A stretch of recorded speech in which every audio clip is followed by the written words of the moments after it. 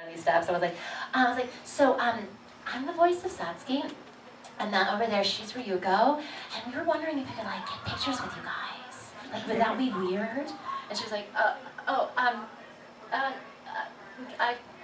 think I can make that happen.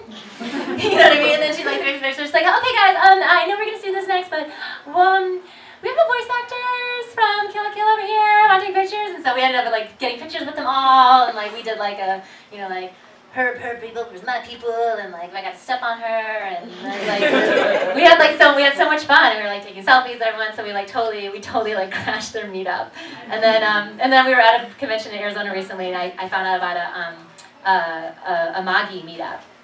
And she plays Aladdin, and we were both there. And I was like, oh my god. And so we totally crashed that too. But we got there, and everyone was just staring at us. I was like, do you guys want to like take a picture or something? Like, you're just staring right now, so who wants to, your chance right now? So I don't know. I think it's fun to like share that with people, you know? If like there's something they like, and I like the shows I'm in, and you like the shows that I'm in, and so I just think it's fun. I think it's important. I don't know, I feel like it's kind of my responsibility to come here and like, you know, like give the fans like a good experience. You know what I mean? Because my career doesn't exist without them, without you. So I feel like if I'm here, like I want to have a chance to, you know. So in whatever ways that I can. So I cost you. You're welcome, everyone. But anyway, so any other questions or comments? Yeah. How did you get started? Did you start out acting and then transition into the voice work, or is the voice? Yeah, I was an actor for a long time, and I moved to New York. And well, my very first job was a friend of mine had from college. She had gotten a job in casting, and they were casting a cartoon. And she was like, I feel like you'd be good at this. You want to come in and read? I was like, yeah, sure. I didn't really realize it was like a career. So I went in, I just like had the time of my life, and I ended up booking it, but the pilot didn't get picked up. I was like, oh, that was fun. And then like nothing. So I was like, oh, that was just fun. And then like about a year and a half later, I was doing a stage show, and the director came in, and so it was like, hey, I know this guy, and he's casting for this like Japanese thing, and I don't know, and he says he's looking for new talent, and so if any of you guys want to come in, here's his phone number, da da da. And she's like, she didn't really know what it was, she just knew him, and it was Michael Center Nicholas, and I went in, I called him up, and I went in, and I met with him, and that was for Berserk, and so that was my first audition, and he was setting up his studio, and so I like auditioned under like a sound blanket, and like the facts hadn't come through. Like I only had like, you're a mad dog. That was like the only line that was like on the script. So I could only audition with like one line. Like so for my whole audition for that character was, you're a mad dog! Like was like it. And I was like, all right, well, see you later. Like, but I thought it was like so cool. You know, I was like, you know, coming, like you just don't expect, like coming from like American cartoons, like that story, you're like, what? Like, you know what I mean? So I get a call a week later, and he's like, so listen, they like you, but they don't know because they don't know you, and you only have one line. So how about this? How about you come in for 2 hours, and we'll consider it like an extended callback. And if you book it, I'll pay you for it, and then you have a job, and we'll keep moving forward. And if you don't, then it was like a learning experience, and like the longest callback of your life. And I was like, that sounds great. Who would say no to that, right? I was like, because I thought, oh, well, at least I'll just, the experience of just being in the booth and like learning the stuff, and I was like, yeah, sure. And I went in and we recorded, and at first it's so hard to be like, all right, this is the line, short-term memory, put in the line, look at the thing, see how it's moving, make it match, remember the line the right way, and act it all at the same time. Like, you know, it's like your brain is like, you feel it like trying to learn.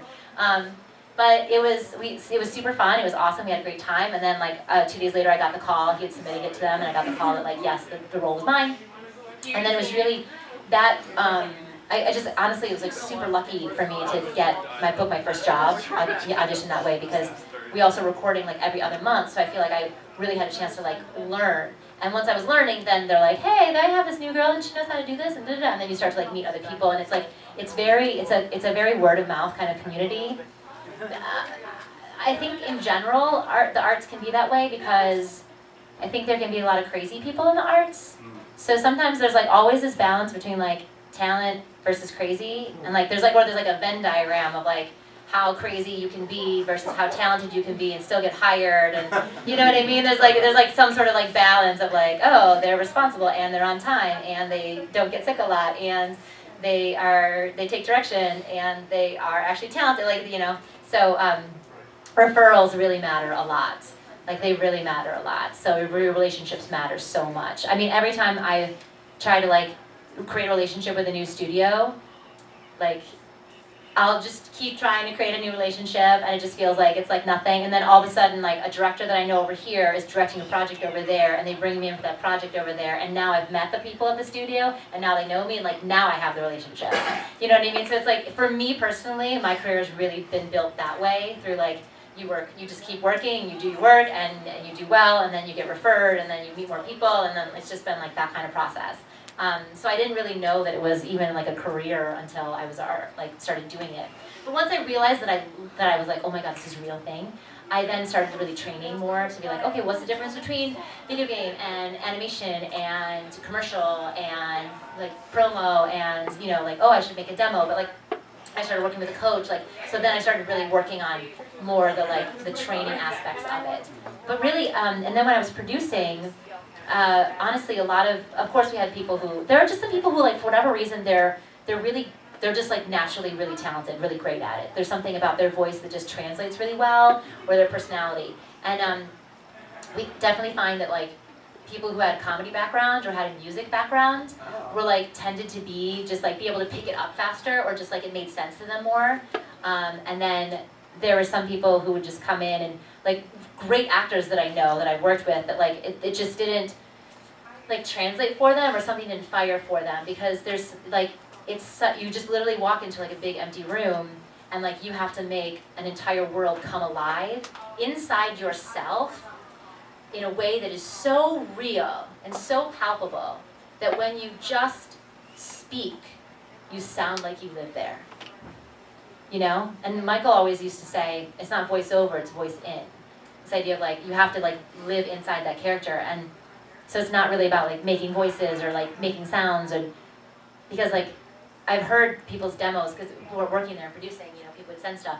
And there's something about like, you're like, oh, I hear demos where people are doing a bunch of different voices and they can sound a bunch of different ways, but like I don't really know who any of those characters are. Like and it's not even like a critical thing, like in my mind I'm sitting there. It's not like, I feel like a lot of times as like artists, we have this notion that the person receiving our art or judging our art is like sitting there and like a well, let me look at their technique and think about it, you know what I mean? And like I don't know where this image comes from, except for like maybe our art, like movies and stuff, but It feels like judgment. Yeah, it does. It feels like judgment. I think the reason it feels like judgment is because honestly, we're just so vulnerable. Every time we make our art, or we open our heart, or we like put something on the line, we're just like, oh, please don't crush it. You know what I mean? Like it's a hard being vulnerable, right? So sometimes our fear can tell us that person listening is really judgmental. You know, especially if we've had in our life, we've had experiences where, you know, we had like a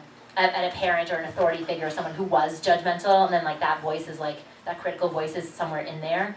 But I have actually found, when I was producing, I found that like the experience of receiving auditions and receiving submissions and making selections was so much more about like just a feeling that happened. It was never, that person didn't book the job because they suck. It was never that. It was always just 7 women reading the exact same copy with the exact same character idea, right? This one's, she's the snobby one. This one's a really sensitive one. This one, you just listen to them down, and for some reason, there's just something that translates in someone's performance that you're like, wow, that person just sounds sadder than other people, or that person just sounds meaner than other people. Like, there's just something that just happens on like a visceral level where you're like, yeah, that's it. And so I think that it can be hard because we practice our craft and our technique so much, but then to like know that and you have to do all that so that you're ready when the moment comes. And then when the moment comes, you have to like jump out of the plane and pull the chute. You know what I mean? And just be like in free fall and just like allow it to happen, because otherwise all you're going to hear is the technique on the other end. And it's not even something that consciously happens to the person listening. They just like, there's just something about it that sounds like, oh, that person's real. I know that person, or that person like makes sense to me, or they sound like they're in that world.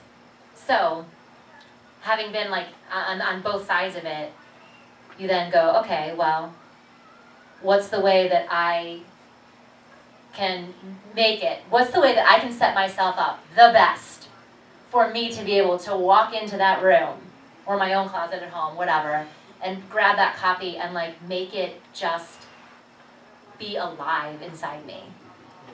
Not be correct, not do it right, but like just be alive inside me. Like, who is this person?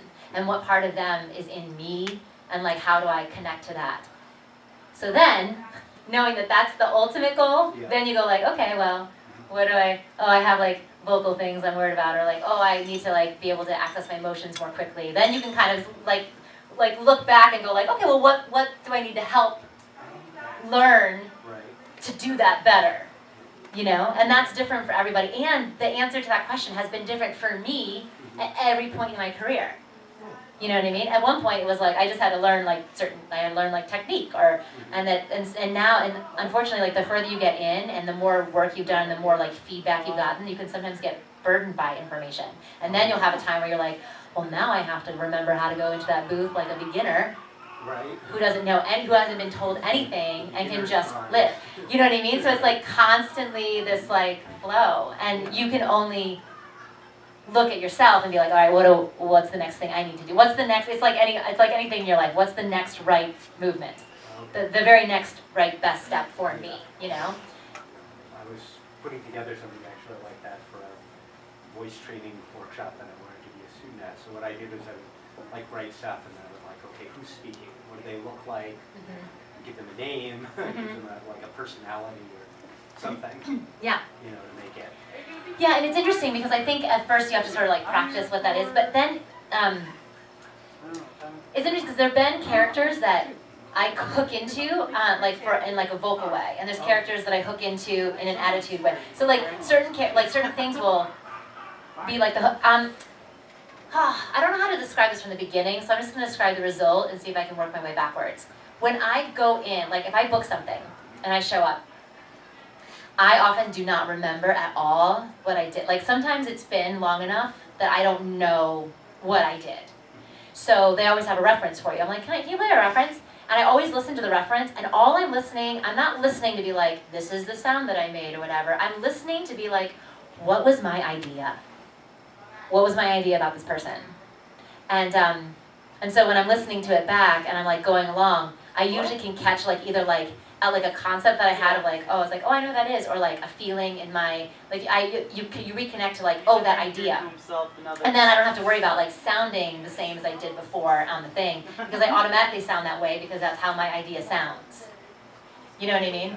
So it can be, so again, like, but sometimes you have to be like, okay, you have to make sure that you're really laying out your idea. Like, so if you're writing down these things, being like, oh, they're this person, they look like this, and you're sort of doing like a biography or something to kind of like flesh it out for yourself, then just remember that you're doing that not because you're creating like a structure of like, this is all the things I have to hit, but that what you're doing is you're filling out and coming into more understanding about the idea of who that person is, your concept, your idea for that, so that you can deliver that idea. Not that you're going to deliver, this person sounds blonde, this person sounds 40, this person sounds, you know what I mean? I'll double check. Like, so you write all that, you can write all that out so it becomes clear. So who they are becomes clear, that's the next then you question. need to deliver the who, not all the points about them. Does that make sense?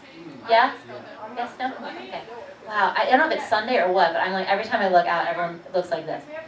And I'm like, you guys don't have to stay here. Honestly, like, I will not, if you are like, oh, I'm so annoyed, like, you can leave anytime. I'm not going to give you I'll give you a hard time. But you can also leave. I don't want to be boring, but I'm hoping it's just Sunday morning faces. Yeah. So have you ever experienced imposter syndrome where you feel like I'm not a real, whatever, voice actor because of something Just like it's like one of those self-esteem things. Sure. Oh, like this morning. like teaching that, like being like, I'm gonna teach a meditation class at a convention, you know? What do you do to deal with that? What do you? You know, I think, okay, a couple things. So the question is about like imposter syndrome, which is also like feeling like a fraud. And I think that the first thing in any situation is just to normalize it. To be like, listen, everybody feels that way. Like literally, everybody. It's part of the process. It's part of the process for 90% of the people. And a lot of times, you know, if I'm really struggling, like I just call people who are, like, in my mind, like more successful, more talented, more advanced, like whatever, and I'll be like, listen, this is what's going on. This is what's happening, and almost always they just say like, yeah, I feel that way. Yes, I've been there, you know. And they're like, I had a friend of mine who is very successful, and he's like, Carrie, the only difference between you and me is I have more zeros at the end of my bank account. You know what I mean? Which, on one side, you go like, man, I wish I had those zeros. But on the other hand, like what you're really hearing is that you're like, it doesn't end. There's no there. There's no place where you get to where you're like, oh, I got this. You know what I mean? It's just, you have to just understand that. And he was like, listen, you're going to have your winters. You're always going to have your winters, no matter what. I saw a show, oh my gosh, I saw a play, it was a Glass Menagerie, it was amazing, and the woman who was in it has been like she's been on like Broadway for 40 years. And I was talking to her afterwards, and I was like, when did you finally feel like you got it? Like, you're like, oh yeah, someone can hand me a script, and I'm like, I got this, I got it. She was like, oh, last year in Chicago, this woman is in her 60s, and she's been on Broadway for over 4 decades. And the beginning of her answer was last year in Chicago. You know? So there's something about it that you have to at first just be like, it just is. Like it just is, and so that it doesn't mean anything. Everybody that you love and respect and look up to, and every career that you emulate, and every dream that you want to achieve, and every person who's ever achieved that dream, that's been there for them too. It's not like they're magically a different kind of person, and that's why they had success. It's just not how it works. We're all the same kind of person. And I think like self-loathing, self-hatred, low self-esteem, these are things that everybody feels at whatever level they feel it. And it's really, and so the game becomes to be like, all right, well, I have a nose and you have a nose, big deal. We all have noses. And like, you really just think of it as something that's like, well, we all have 2 eyes and a nose and you know, and 2 ears and a mouth and self-loathing. Okay, good, great. Perfect. We're all human. Great, we're starting in the exact same place, you know? So I think that like, really, really trying to just accept, like, just accept that. Because it doesn't mean anything. It doesn't mean anything about you. In fact, sometimes it'll help you to challenge yourself, to like grow a little bit more, or like take on things. And I think that like in the end with anything, it just comes down to courage. Like you just have to decide to show up. You just have to decide to do it. I can't tell you how many times I've like been, you know, if you're struggling in your real life, because we all have real lives, you know what I mean? Then you're like, I'm like, I don't want to do this audition. I don't want to do this audition. I don't want to do this audition. And then like it's due in 12 minutes, and I'm like, all right, fine, I'll do this audition. I just run in, I just like lay it down, just because I want to be responsible and be like, listen, I just want to have submitted something so I didn't like blow off the audition, so that, you know, base level of professionalism is still intact. You know what I mean? And then you book it. And you're like, well, that was dumb. You know what I mean? Like, you're just like, what? You know, or you don't book it. But you have to start to figure out, like, what are my personal standards? Like, what is my standards, and how am I going to show up for myself?